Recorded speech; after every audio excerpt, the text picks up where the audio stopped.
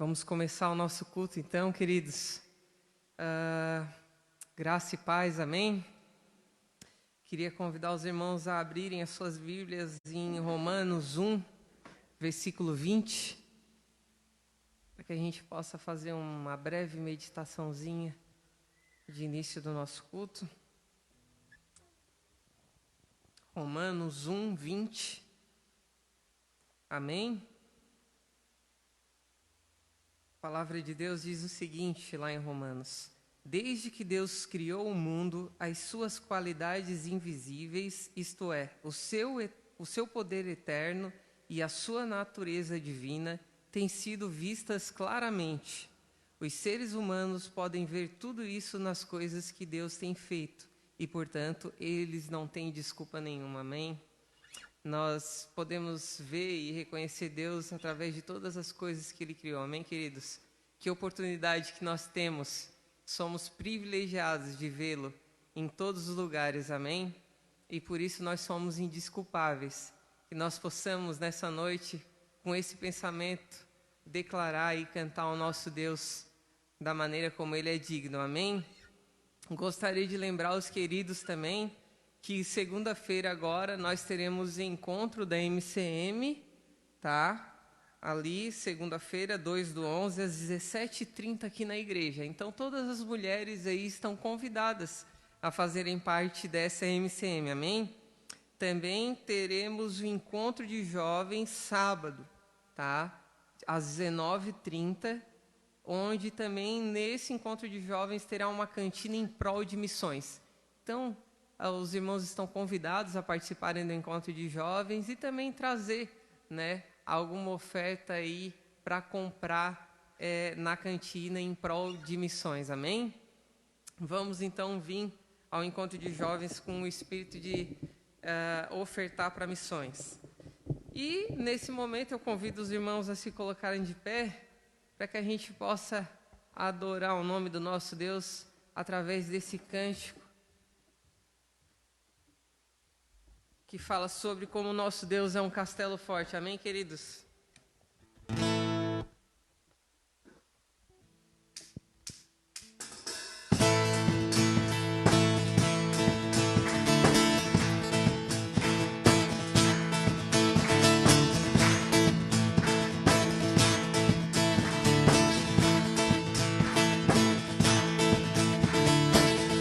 Castelo forte é o nosso Deus, escudo e boa espada, com seu poder defende os seus, a sua igreja amada. Com força e com furor, desprova o tentador, com artimanhas traz e astúcias infernais. Iguais não há na terra,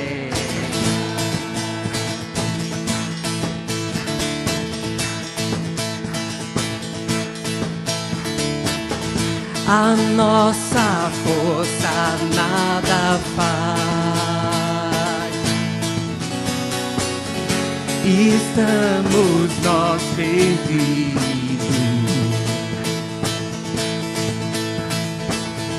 mas nosso Deus socorro traz, e somos protegidos. Defende-nos, Jesus, o que venceu na cruz, Senhor dos altos céus, e sendo o próprio Deus, triunfa na batalha.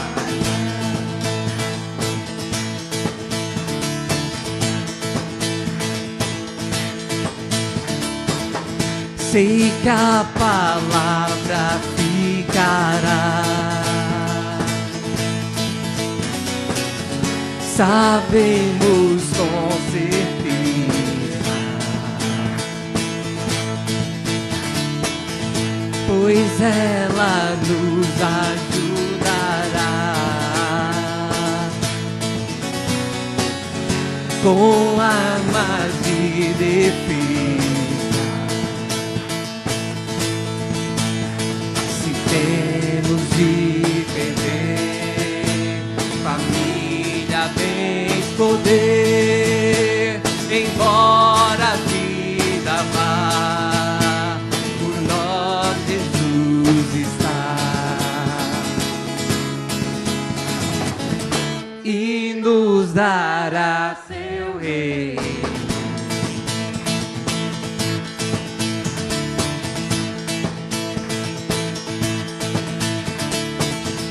Castelo forte é o nosso Deus. Castelo forte é o nosso Deus. Castelo forte é o nosso Deus. Castelo forte é o nosso Deus.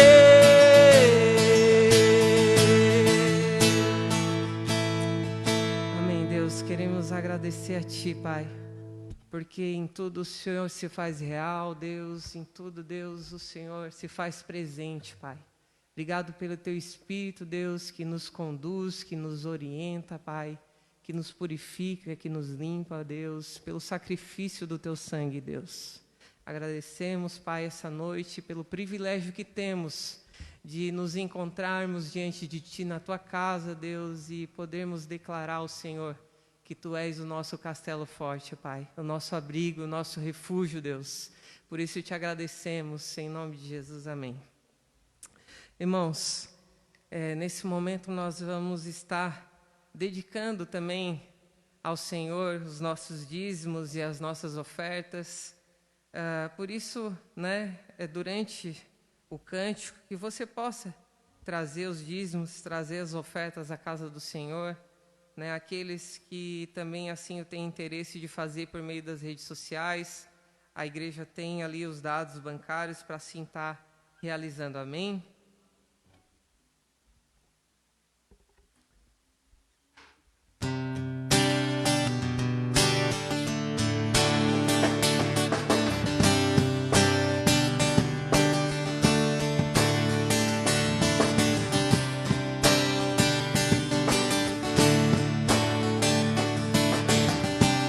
Eu te quero mais do que o ouro. Eu te quero mais do que os tesouros. Eu te quero mais do que a minha vida, Senhor.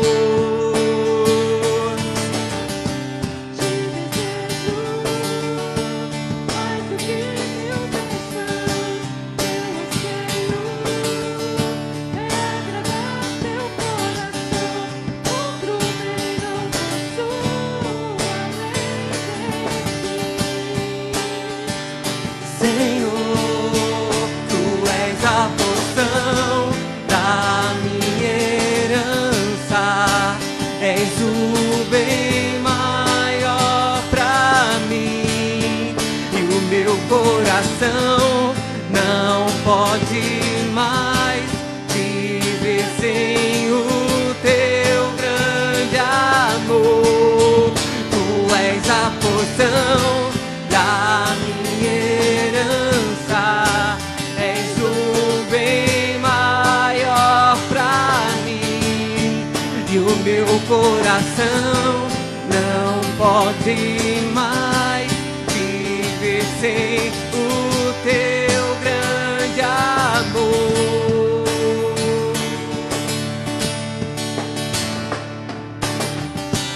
Eu te quero mais do que o ouro. Eu te quero mais do que te quero mais do que a minha vida, Senhor.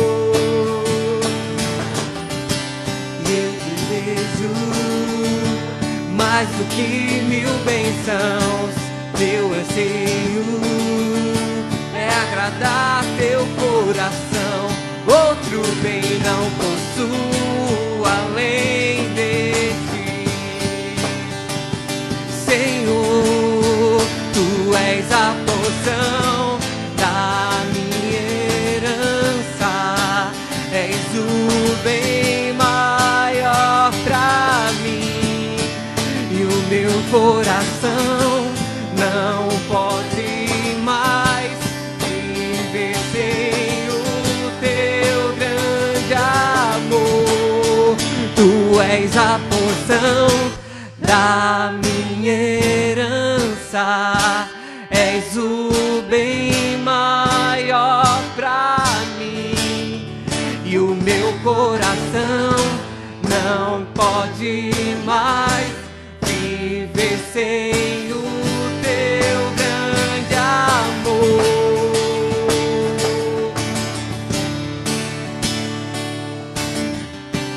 Meu anseio és tu, Jesus. Meu anseio és tu, Jesus. Meu anseio és tu, Jesus. Meu anseio és tu, Jesus. És tu, Jesus. És tu, Jesus.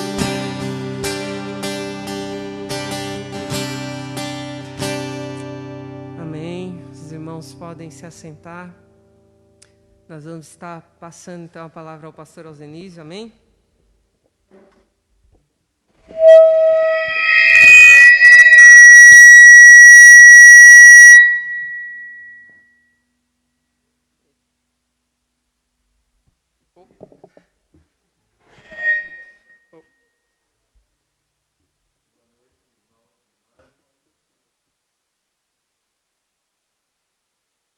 De Deus, nosso Pai, e do nosso Senhor Jesus Cristo. Amém? É bom nós estarmos aqui mais um domingo para adorarmos ao Senhor, e eu quero dar as boas-vindas a todos aqueles que estão nos visitando aqui pela primeira, segunda ou terceira vez. Vocês são muito bem-vindos em nome de Jesus. Também quero agradecer a participação, a assistência daqueles que também nos acompanham pela rede social. É bom a gente esse contato também através desse canal de comunicação.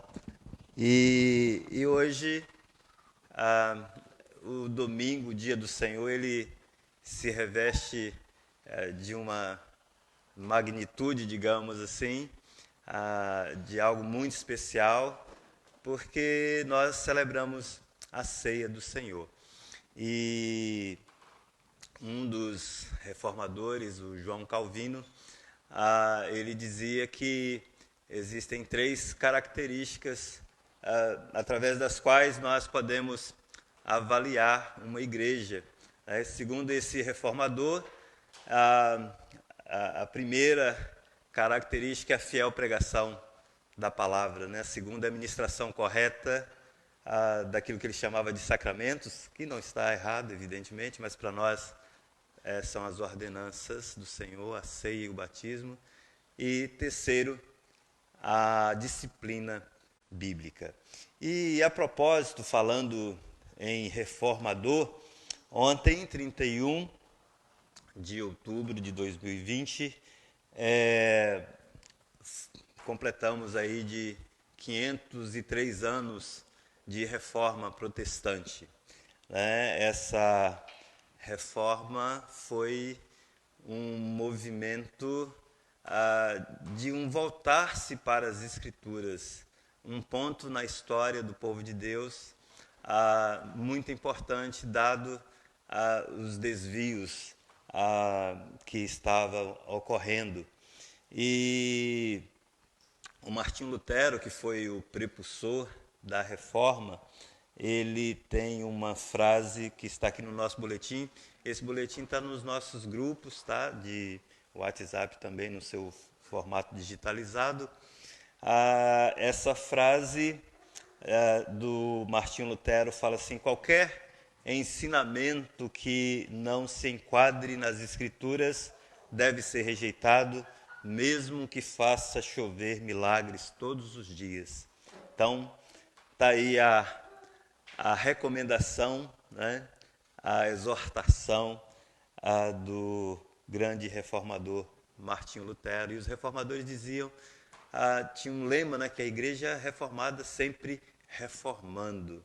É necessário que nós estejamos nos esforçando para estarmos focados nas Escrituras Sagradas, porque é muito fácil nós nos desviarmos, né? A linha que separa uma doutrina bíblica de uma heresia, uma doutrina que não é bíblica, ela é muito tênue e é muito fácil de nós nos desviarmos. E a gente tem, para tristeza nossa, a gente tem visto isso acontecer, mesmo no nosso meio batista.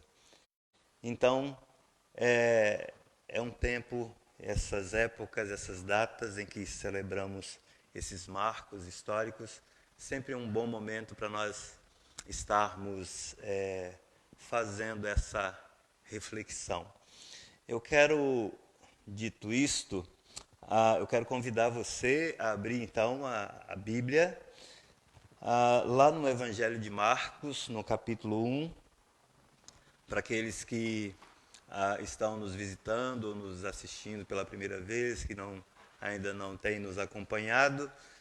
Nós começamos há umas 6 semanas atrás, uma série de mensagens baseadas no Evangelho de Marcos. Essa de hoje é a 5ª mensagem e o texto é no capítulo 1 de Marcos. Nós saímos da introdução e agora a gente vai entrar naquela parte em que Marcos começa a narrar o ministério real e efetivo de Jesus. Então, nosso texto é Marcos, capítulo 1, do versículo 1 até o 28. E então eu vou fazer essa leitura, né? Você que está aqui pode acompanhar na sua Bíblia, sentado mesmo como você está. Quem estiver em casa e tiver acesso à Bíblia, seja o livro impresso ou aplicativo, também pode estar acessando o texto de Marcos capítulo 1, do versículo 21 ao 28, que na minha versão, que é a Almeida do século 21, diz assim: Eles entraram em Cafarnaum e, chegando o sábado, Jesus foi à sinagoga e começou a ensinar. E todos se maravilharam com o seu ensino, porque os ensinava como quem tem autoridade, e não como os escribas. Havia na sinagoga um homem possesso de um espírito impuro que gritou: Que temos nós contigo, Jesus Nazareno? Vieste para destruir-nos? Sei quem tu és, o Santo de Deus. Mas Jesus o repreendeu, dizendo: Cala-te e sai dele. Então o espírito impuro o agitou, causando-lhe convulsões, e gritando saiu dele. E todos se maravilharam a ponto de perguntarem entre si: O que é isto? Um novo ensino com autoridade? Ele ordena aos espíritos impuros e eles lhe obedecem?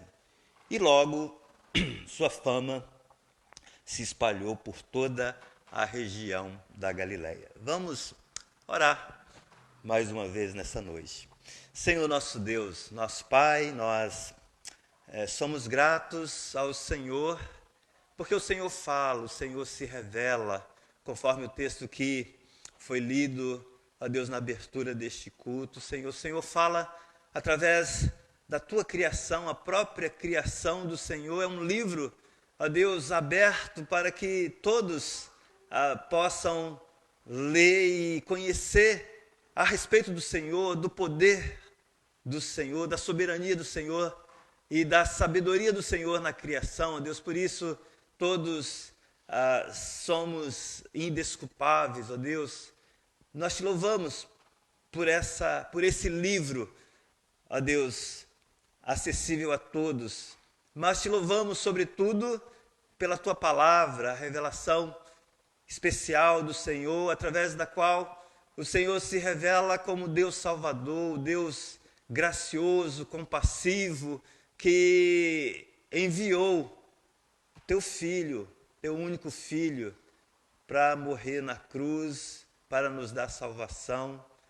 E nós te louvamos, ó Deus, porque não foi nem carne nem sangue, como diz a tua palavra, que fez com que nós chegássemos a esse conhecimento, mas foi o Senhor mesmo que abriu os nossos olhos, descortinou diante de nós, ó Deus, as gloriosas riquezas do Evangelho de Jesus Cristo. Obrigado, ó Deus, pela salvação, obrigado por ter nos resgatado, ó Pai amado, obrigado por nos inserir na tua família, ó Deus, nos tornar filhos do Senhor, ó Pai amado, herdeiros, co-herdeiros das promessas do Senhor com Cristo Jesus. Quantas bênçãos, ó Deus, o Senhor nos tem dado. E nesta noite nós estamos aqui para agradecer ao Senhor, oferecer esse culto ao Senhor como resposta, ó Deus, por tudo aquilo que o Senhor é, por tudo aquilo que o Senhor tem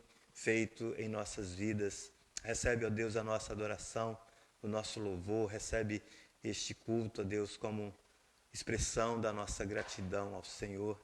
E agora, Deus, nós pedimos que o Senhor nos ajude a entender, a compreender, ó Deus, essa porção da tua palavra, que o Senhor fale ao nosso coração, que o teu Espírito possa estar iluminando a nossa mente, o nosso coração, que o Senhor possa falar através de mim, ó Deus, ainda que tenha muitas debilidades e limitações, ó Deus, usa, ó Deus, os meus lábios, a minha boca para falar, ó Deus, a palavra do Senhor nesta noite. Que teu Espírito possa estar nos usando assim e revelando um pouco mais, ó Deus, da grandeza, da majestade, da glória do Senhor. É a oração que fazemos em nome de Jesus. Amém. Pois bem, Marcos, o autor do Evangelho que leva o seu nome, embora o livro em si ele seja anônimo, não nos é dito no texto que Marcos é o autor desse Evangelho, mas a tradição cristã reconhece Marcos como sendo o autor desse livro, desse evangelho, que é o mais sucinto dos 4 evangelhos que nós temos, e dos 3 evangelhos sinóticos, ele também é o mais curto.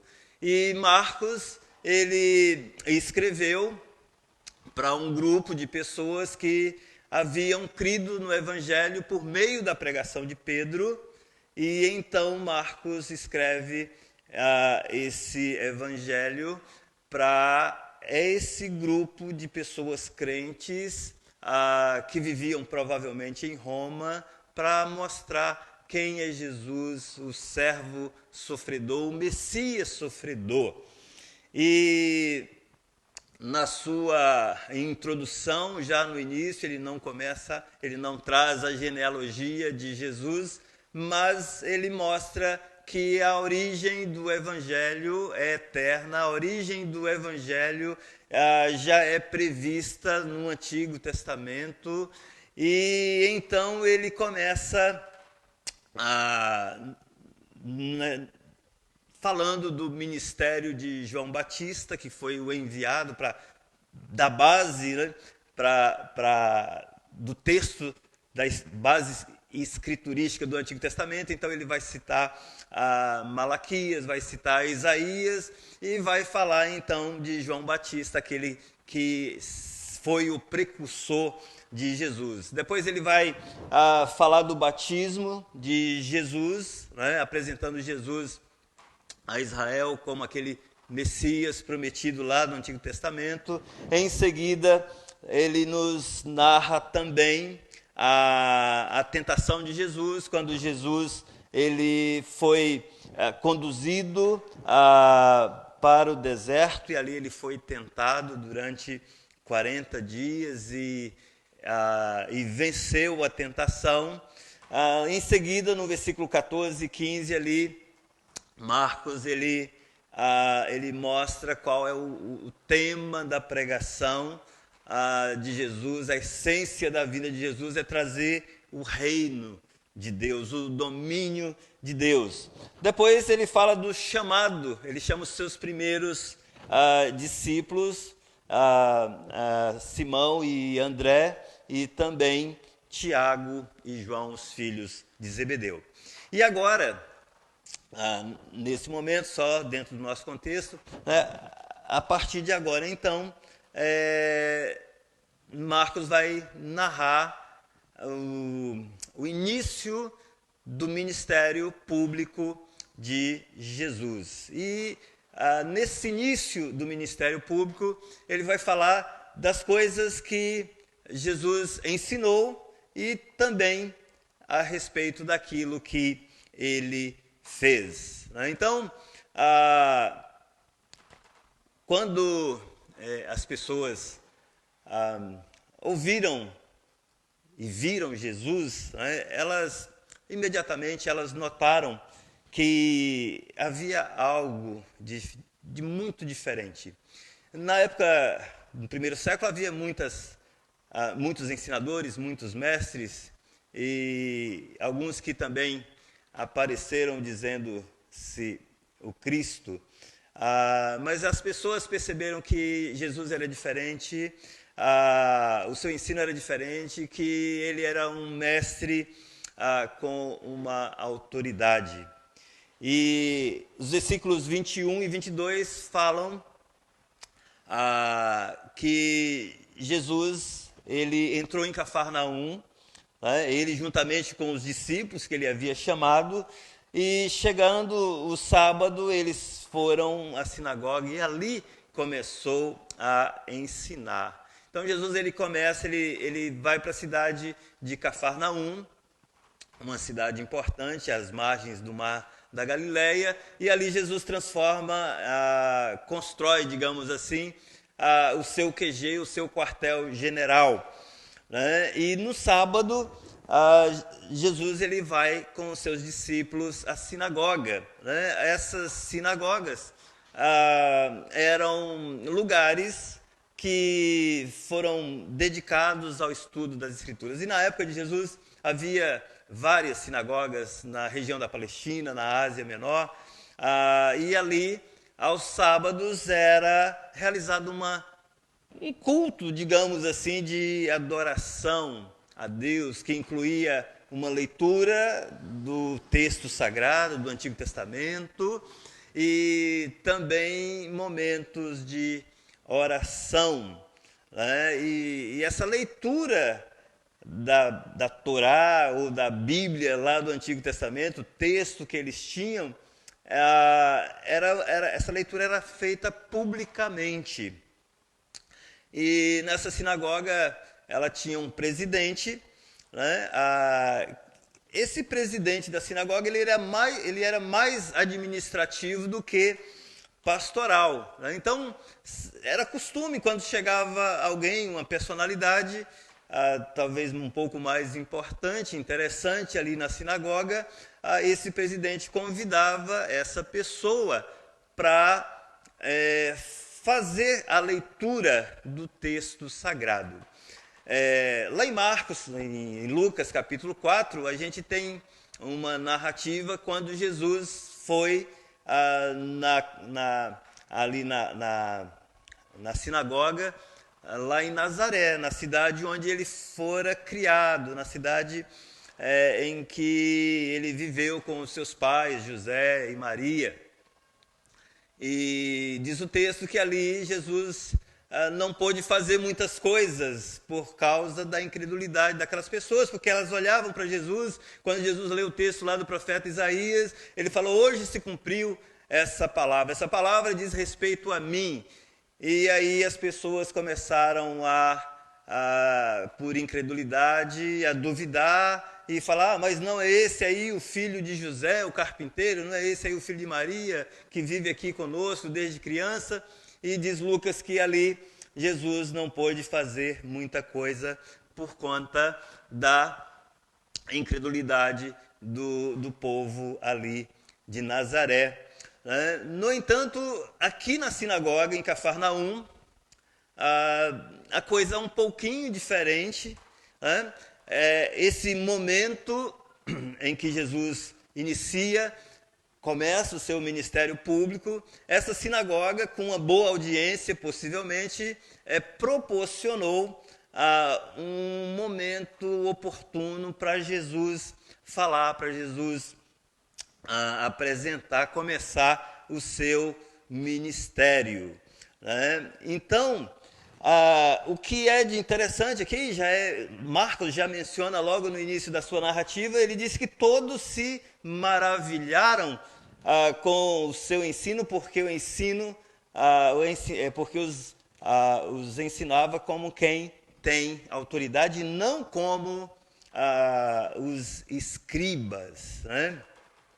Então, esse povo ali, essa audiência, esses circunstantes ali da sinagoga, eles ficaram admirados, maravilhados com a maneira como Jesus ensinava, porque Jesus ensinava com autoridade, não como os escribas. Eles estavam acostumados a irem ali e ouvirem os escribas. Os escribas, eles eram uma classe, uma categoria de pessoas, de estudiosos, que interpretavam e ensinavam a Torá, mas as suas respostas se limitavam a fazer citações de fontes rabínicas. Eles citavam outros rabinos, eles não davam uma resposta direta a respeito das Escrituras, e com isso eles acabavam diluindo as Escrituras com as suas tradições.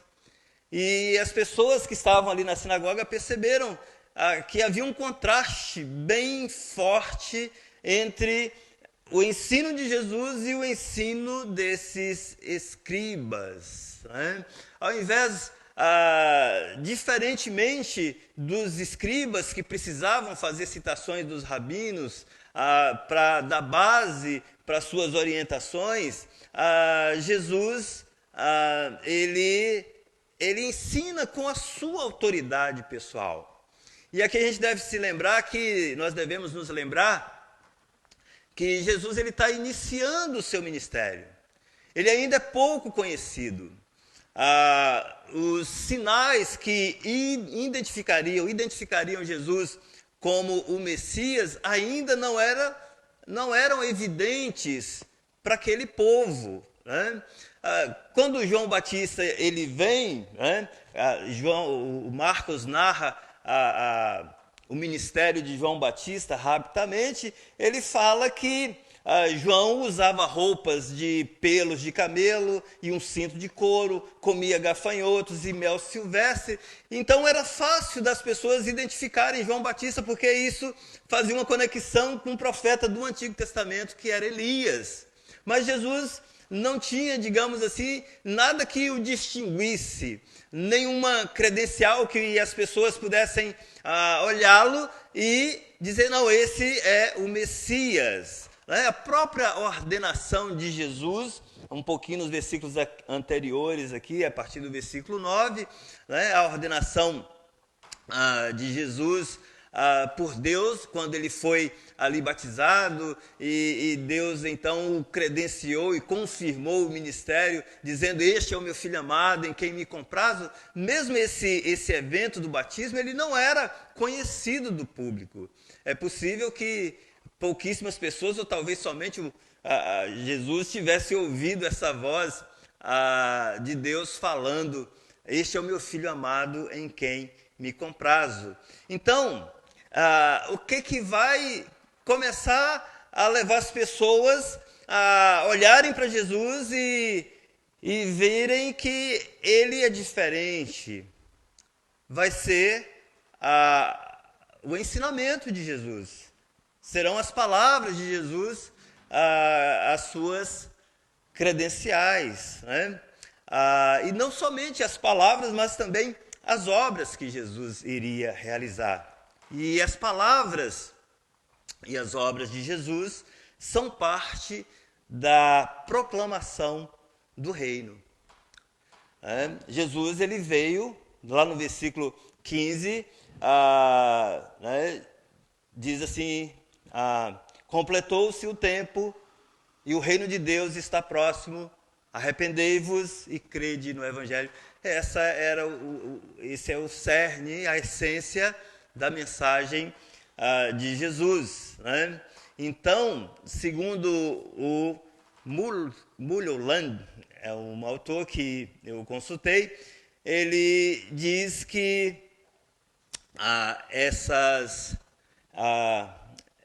esse ensino com a autoridade de Jesus e os atos miraculosos de Jesus, ele diz o seguinte, abre aspas, são os degraus que capacitam aqueles que o observam cuidadosamente a vir conhecê-lo como o prometido de Deus. Então percebam que Jesus, ele tinha um propósito nesse início do seu ministério, ao entrar naquela sinagoga no sábado, que era estar revelando-se ao povo através do seu ensino, da autoridade do seu ensino, uma autoridade que está nele mesmo. O ensino de Jesus não precisava fazer citação, como eu acabei de fazer aqui, como os rabinos, ou como os escribas também faziam citações dos rabinos. Não havia necessidade disso, porque Marcos mostra no início do Evangelho que o Espírito Santo desceu sobre ele no batismo. Ele é o Filho de Deus, e a autoridade de Jesus está nele mesmo, está no próprio Deus, e ele é Deus. Por isso é que Jesus podia dizer, ouviste o que foi dito, não adulterarás, eu porém vos digo, se você olhar para uma mulher desejando-a em seu coração, você já cometeu pecado, né? É por isso que Jesus podia dizer, ouviste o que foi dito, não matarás, eu porém vos digo, se você falar uma palavra que deprecie o seu irmão, você já, tipo raca, né?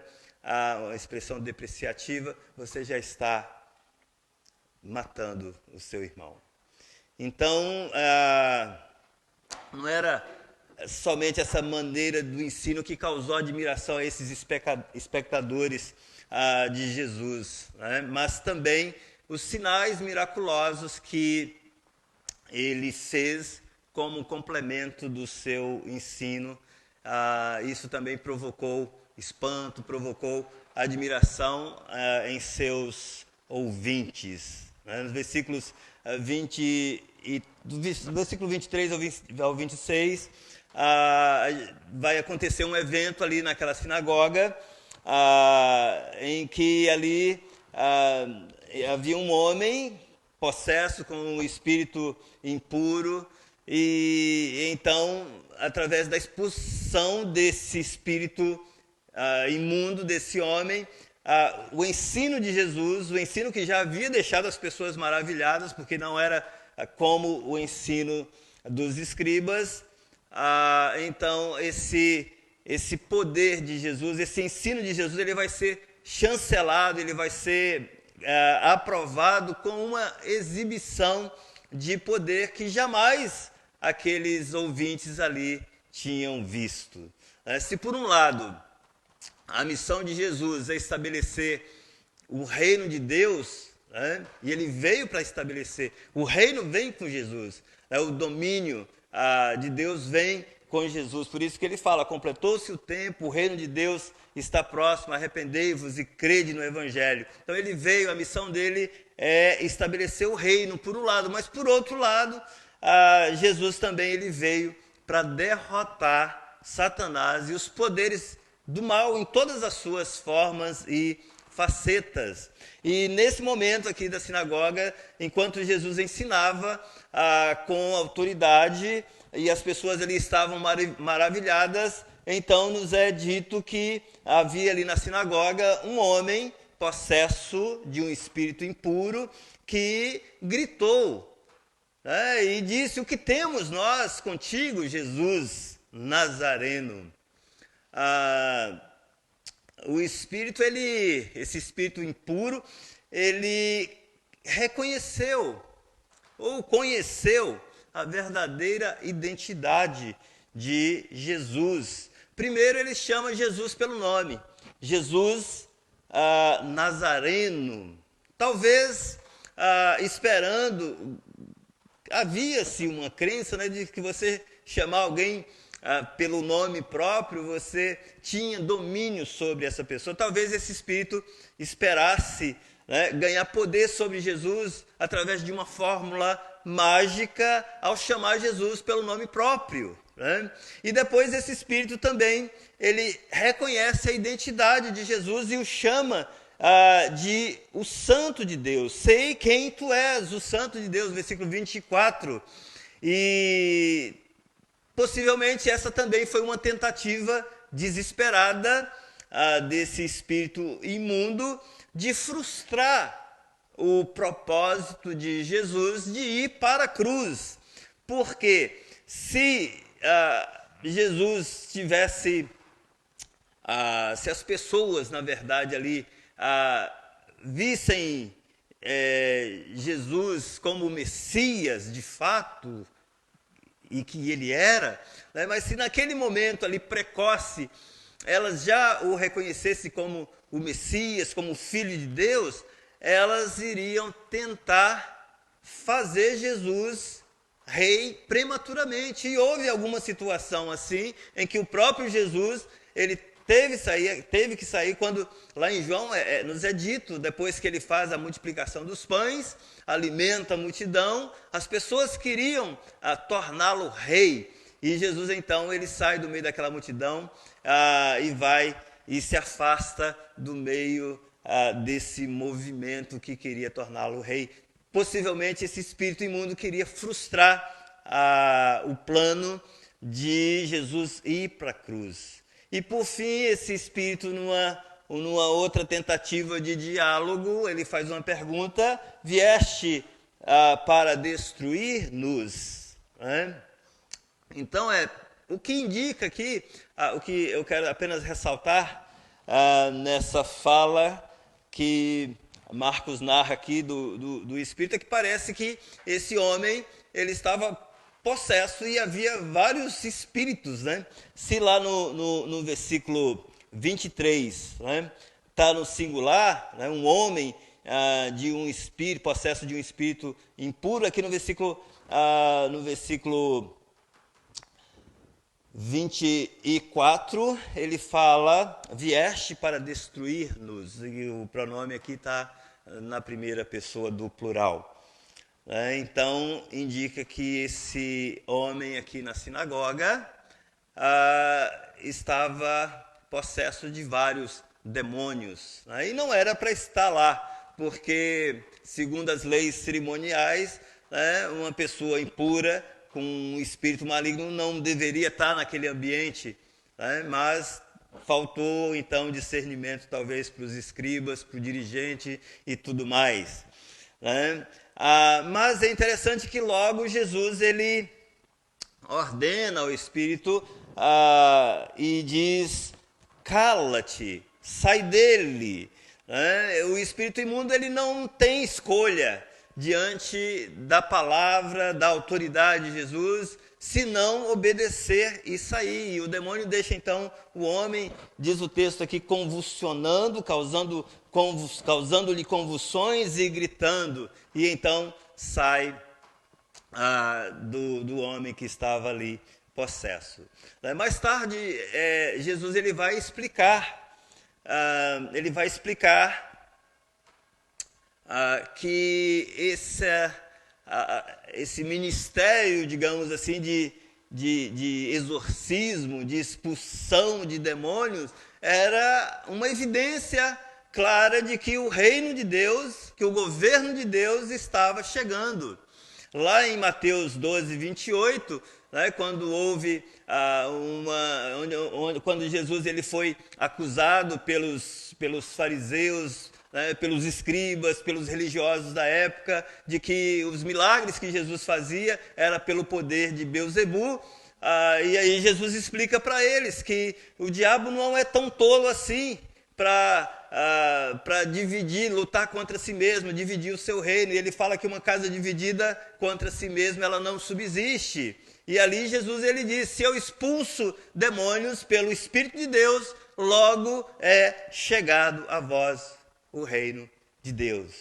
Então, com a vinda de Jesus, o reino veio. Com a vinda de Jesus, o poder de Deus invade o domínio do inimigo, o diabo, e sela o destino de Satanás. Então, esse exorcismo confirma a autoridade de Jesus, revelada pela primeira vez no seu ensino aqui, no versículo 22, quando todos ficaram maravilhados. Jesus ele poderia ter escolhido qualquer outro tipo de milagre. Ele tem poder para realizar qualquer tipo de milagre, para ele poder autenticar a sua autoridade, mas ele opta por um exorcismo, por causa desse valor simbólico de que as forças malignas elas estão sendo destruídas.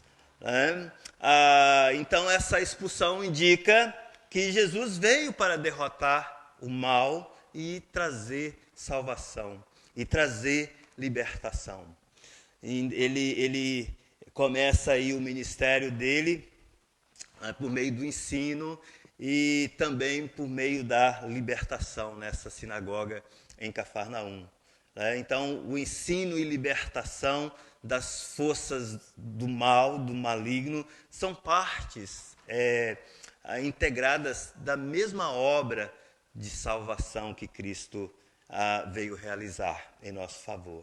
Então, isso é extraordinário, porque o Evangelho, esse Evangelho através do qual e por meio do qual nós fomos alcançados, nós fomos salvos, ele celebra a chegada do reino, o triunfo de Jesus sobre o mal.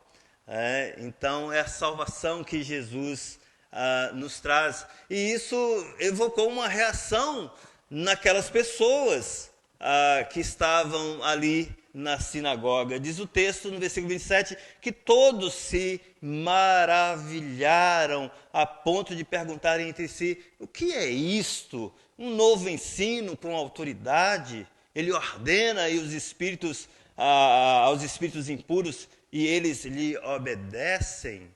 As pessoas da sinagoga que estavam ali naquele momento, elas ficaram maravilhadas com esse ensino de Jesus. Elas ficaram maravilhadas dessa nova doutrina de Jesus e da autoridade de Jesus em expulsar demônios. A multidão, de certo, ficou perplexa, tentando entender o que estava acontecendo. E eles perguntavam entre si: o que é isso? Mas é interessante que eles conectam, eles têm uma percepção de que a autoridade do ensino de Jesus está conectada com a expulsão de demônios, ou que a expulsão de demônios está conectada com a autoridade de ensino de Jesus. A autoridade de ensino de Jesus e a autoridade de Jesus para quebrar as cadeias do inferno que estão interligadas. Então, a autoridade de Jesus, do seu ensino, prepara essas pessoas, esses primeiros leitores, essas pessoas que estão ali na sinagoga, no início do ministério de Jesus. Então, essa autoridade do ensino de Jesus prepara as pessoas para receber a autoridade de libertação de Jesus, né? Então, depois desse evento,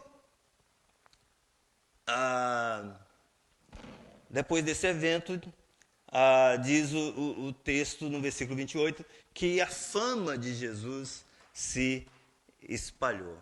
Essa era uma consequência esperada, dada a natureza desse evento, de tudo que aconteceu ali na sinagoga.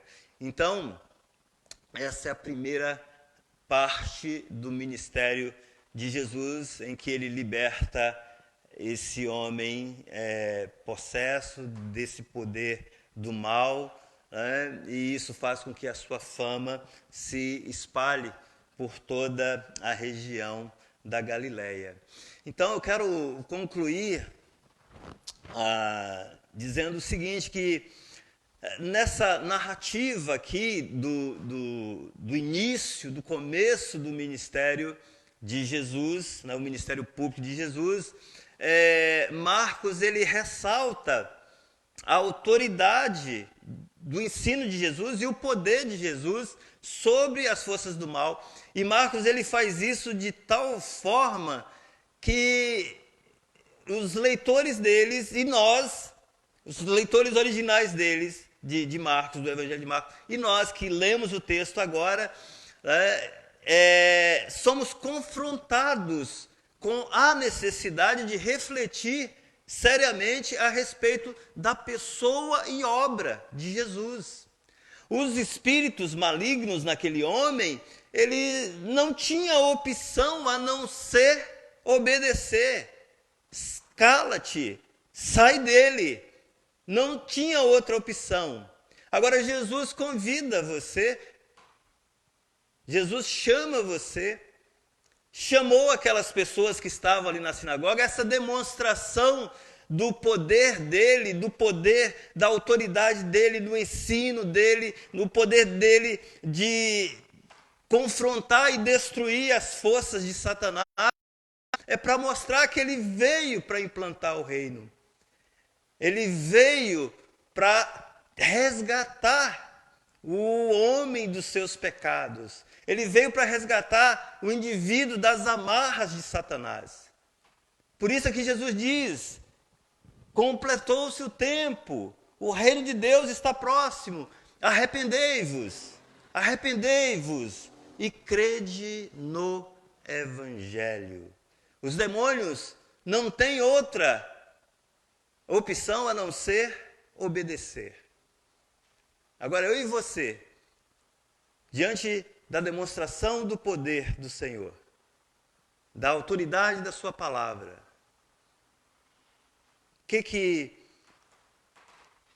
qual é a nossa reação, a nossa ação diante disso?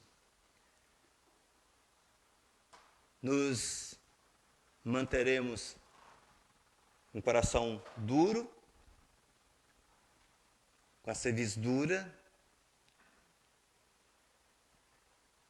não dando ouvidos, não nos curvando, ou nós nos curvamos e obedecemos? Jesus, ao final do ministério dele aqui na terra, depois da ressurreição, ele disse: toda autoridade, todo poder me foi dado no céu e na terra. Todo poder. Jesus, ele destruiu as obras de Satanás. As pessoas, elas estão aprisionadas nos seus pecados, nos seus vícios. As pessoas estão debaixo, mesmo que elas não saibam, mesmo que elas não reconheçam, as pessoas que não têm Jesus, que não creem em Jesus, elas estão e são dominadas por Satanás. mas Jesus veio para libertar. Jesus veio para quebrar o jugo. E ele diz: vinde a mim, todos vós que estáis cansados e sobrecarregados, e eu vos aliviarei. Tomai sobre vós o meu jugo e aprendei de mim, que sou manso e humilde de coração, e encontrareis descanso para as vossas almas. Aos demônios, Jesus ordena, e eles não têm opção. A você, Jesus convida com seu convite doce e amorável. Cabe a você aceitar ou rejeitar. Guarde essa palavra no seu coração. Eu não sei o que te aprisiona. O que eu posso dizer à luz da Bíblia é que o pecado aprisiona. O que eu posso dizer à luz da Bíblia é que o diabo aprisiona. Mas o que eu posso dizer também à luz da Bíblia é que Jesus liberta. E Ele veio para te salvar. E Ele mesmo diz: se o Filho vos libertar, verdadeiramente sereis livres. Você já se apropriou pela fé da salvação por meio de Jesus Cristo, da obra que Cristo consumou na cruz do Calvário?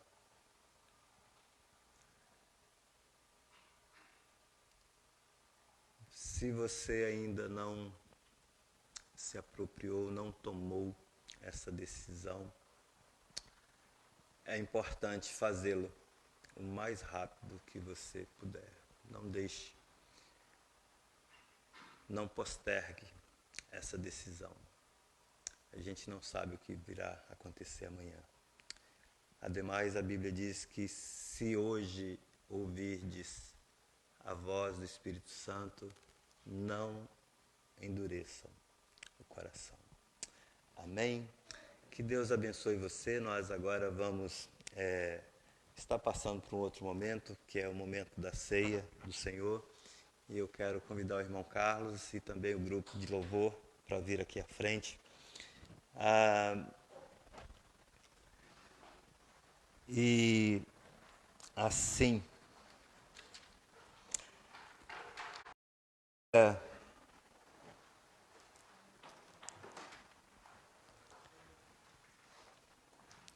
do Senhor,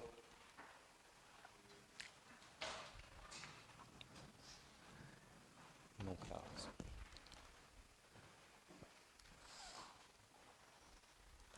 É um convite do Senhor para que nós nos acheguemos à mesa, para que nós comamos com Ele. Lá em Apocalipse, capítulo 3, versículo 20, diz o seguinte: eis que estou à porta e bato, e se alguém ouvir a minha voz e abrir a porta, eu entrarei e cearei com ele e ele comigo. É interessante a gente notar que esse convite de Jesus é para a igreja. Mesmo porque nós só temos comunhão com Deus por meio de Jesus.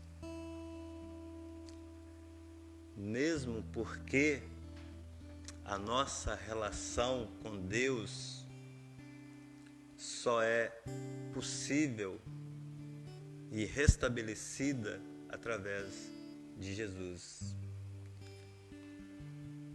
Por isso que a ceia é para aqueles que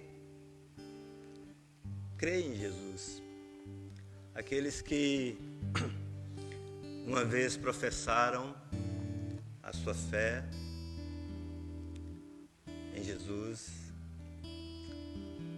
demonstraram essa fé publicamente através do batismo e assim foram integrados, inseridos numa igreja. E para sentar à mesa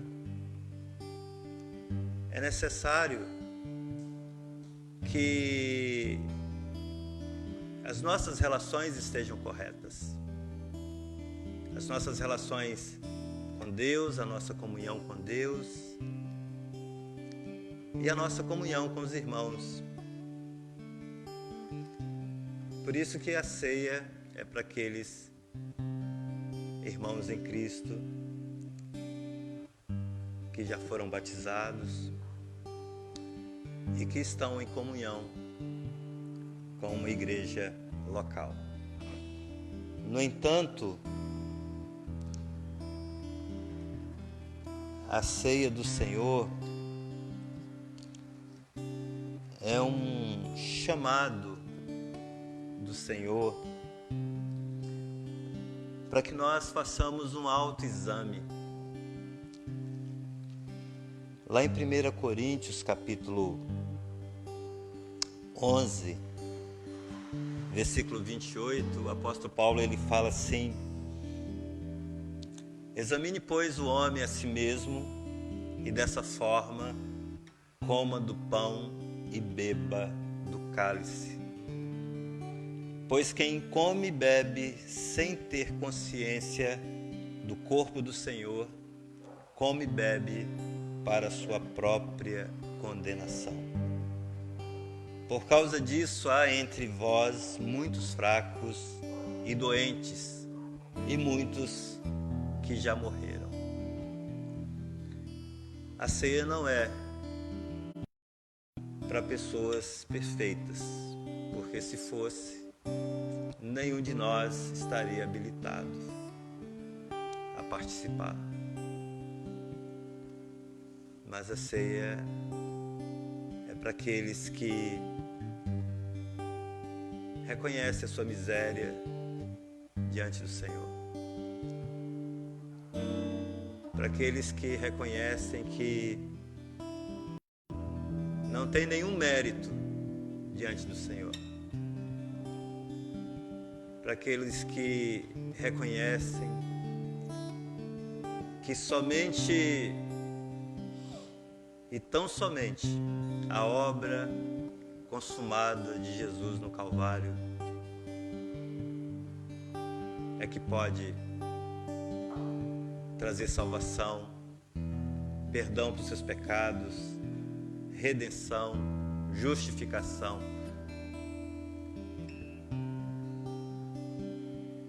A ceia do Senhor é para aqueles que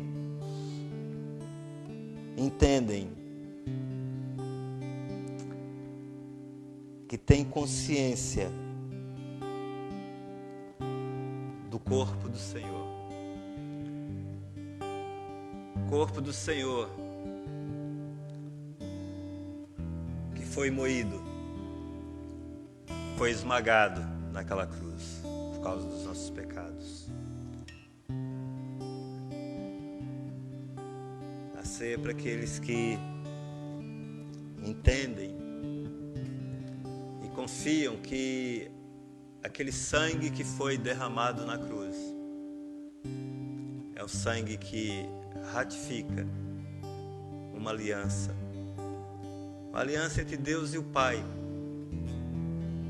mas que nos estabelece numa condição de filhos por adoção em Cristo Jesus. Então, se você entende essas coisas, depois da sua própria autoavaliação, você deve participar da ceia. Mas é você mesmo que tem que decidir. vou pedir para o irmão Carlos estar orando, consagrando esses elementos, e depois da oração, enquanto cantamos, aqueles que forem participar da ceia poderão se colocar de pé para que o irmão Carlos esteja servindo. Oremos. Senhor, nosso Deus e Pai, nós queremos, ó Deus, estar na Tua presença, Pai, com um coração contrito. Amém. E inabalável, Pai, na Tua presença, Senhor. Ó Deus, nós somos pecadores e falhos, Senhor, mas o Senhor enviou um remédio para esse pecado que foi Jesus Cristo. Verdade. O único e suficiente Salvador das nossas vidas, aonde cada um de nós que participará um dia professou essa fé diante da igreja, Pai. Onde ali, por meio do batismo, Senhor, morreu para o mundo e ressuscitou para uma nova vida. Essa vida, Pai, tem que condiz com aquilo que falamos e vivemos, Pai. Amém. Por meio do Evangelho, por meio da Tua Palavra, ó Deus. A luz de Cristo chegou até nós, Pai, nos iluminando, Senhor. E nós devemos ser luz para os perdidos, Senhor. Amém. Falando da salvação, falando do Evangelho de Jesus Cristo. Ó Deus, expulsando demônios. Amém, Ó Senhor. Pai, para que as pessoas possam ver a glória.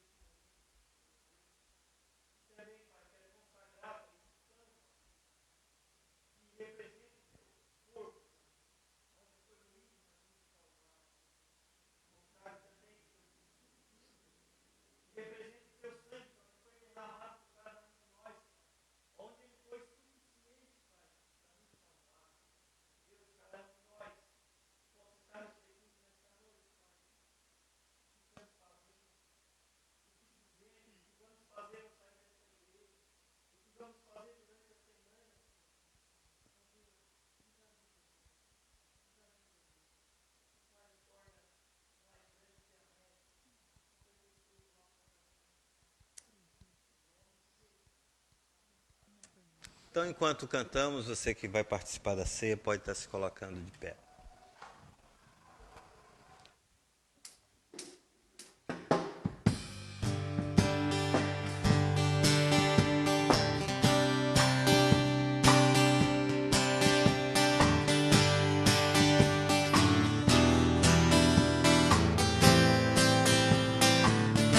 Deus enviou seu Filho amado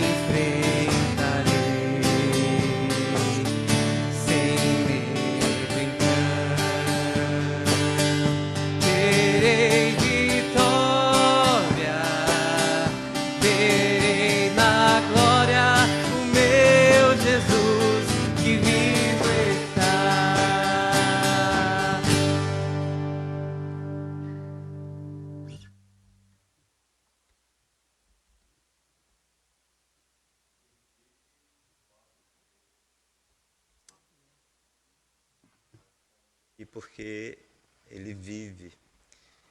E esse momento da ceia, ele aponta para o passado, para a cruz de Cristo, para o momento, para aquele evento histórico que ocorreu há mais de 2000 anos atrás, quando Cristo foi pendurado no madeiro por causa dos nossos pecados, mas ele aponta também para o futuro, aquele dia glorioso, quando o Senhor reunirá o seu povo nas bodas do Cordeiro.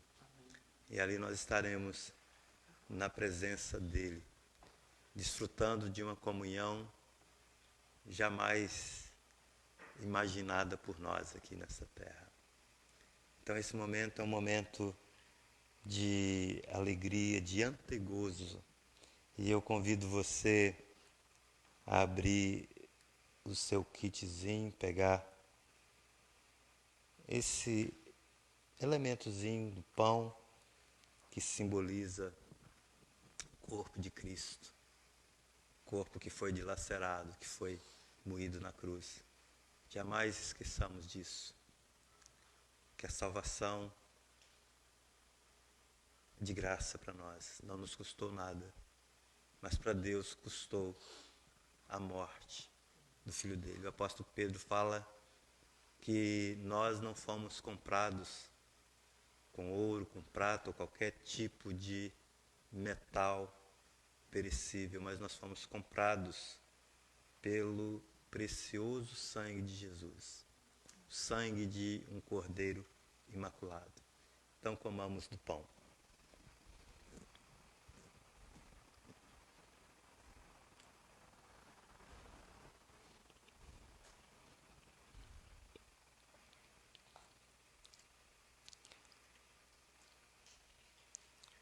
Você pode estar abrindo também o seu cálicezinho. E aqui nós temos diante de nós esse suco de uva que simboliza o sangue de Cristo, a respeito do qual o apóstolo Paulo fala que este é o cálice, o sangue de Jesus é o cálice da nova aliança. Então, bebamos desse cálice.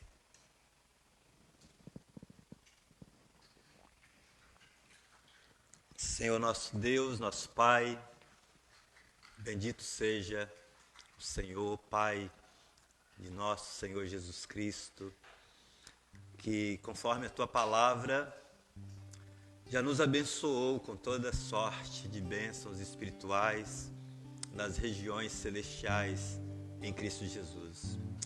Obrigado, Senhor, porque o Senhor já nos transportou do império das trevas para o reino amado do Teu Filho. Obrigado, Senhor. Obrigado. Obrigado por Tua obra, a obra que o Senhor começou na vida de cada um de nós e que o Senhor promete concluir até aquele dia, ó Deus. Nos ajude, ó Deus, neste tempo que se chama hoje, a vivermos, ó Deus, à luz dessa realidade eterna da salvação. Nos ajuda, Deus, a vivermos de conformidade com o Evangelho, agradando ao Senhor em todas as coisas, ó Deus, e sendo luz, ó Pai, neste mundo, ó Deus, que está em trevas, Senhor. Ó Deus, obrigado por esta noite, obrigado por esse momento de culto, pela Tua palavra. Obrigado por podermos, ó Deus, adorar o Senhor, louvar o Teu santo nome, Deus. Obrigado por cada vida aqui presente, por aquelas que nos acompanham, ó Deus, pela internet. Obrigado por cada família, ó Deus. E ao término deste culto, ó Deus, eu quero pedir que a graça do Senhor, a maravilhosa graça de Cristo Jesus, ó Deus, e a consolação, a comunhão do Teu Espírito, Senhor, e o amor do Senhor ó Deus, estejam sobre esta igreja, sobre o povo do Senhor, em todo canto da terra, hoje e para todo sempre. Amém e amém. Após o término do cântico, nós estamos encerrados. Obrigado pela presença, que Deus abençoe você.